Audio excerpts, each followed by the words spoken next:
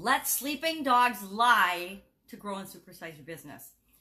This expression, it kind of irritates me because I lived by it for decades, which I almost hate to admit, but I totally did. Like I think a lot of the population and a lot of human beings do. What the heck does it mean and where did it come from? The expression "let sleeping dogs lie" means to not poke the bear, not stir anything up, not stir up trouble, not do anything or say anything to make someone angry unnecessarily, right? By stirring up trouble or changing things, it says to me. Actually, it's been around since the 1200s. And Geoffrey Chaucer, in one of his books in 1374, actually used the expression about sleeping dogs and letting sleeping dogs lie.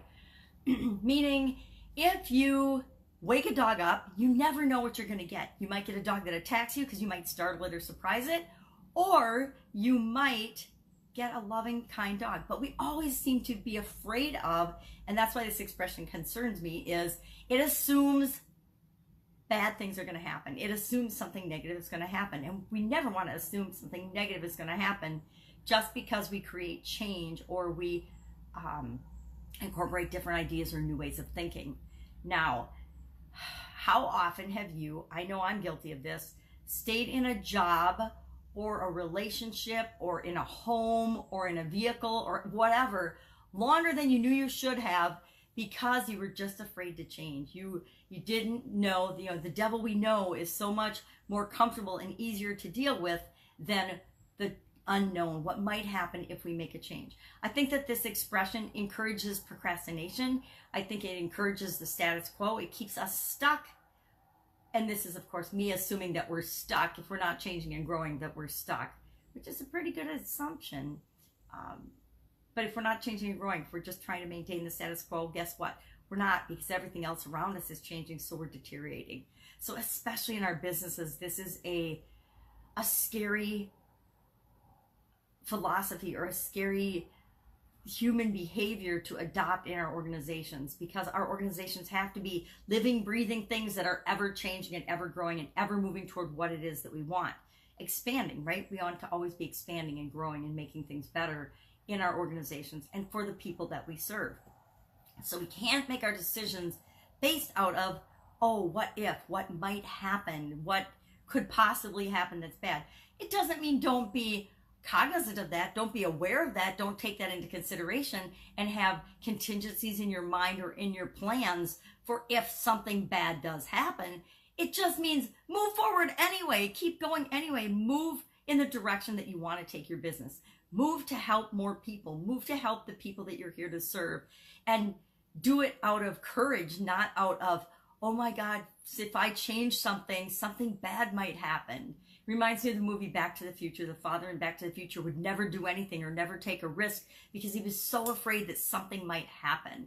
And we can't live our lives based out of the fear of the unknown, because we thrive on uncertainty and the unknown. We thrive on changing and growing and making the world a better place. And so to me, wake those dogs up. No more sleeping dogs. And assume that they're going to wake up loving and kind and happy and that good things are going to happen to you, and then they will.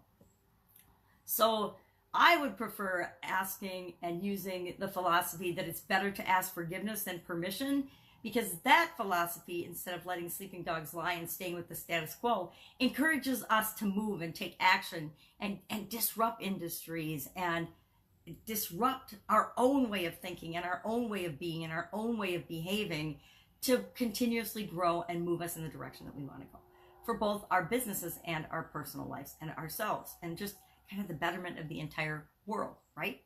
So today, I want to challenge you to not let a sleeping dog lie. Find something in your life that you've just been kind of going with the flow of. My example is I've been in this house for way too many years, and I am fixing it up and moving, and I am absolutely taking massive action toward that.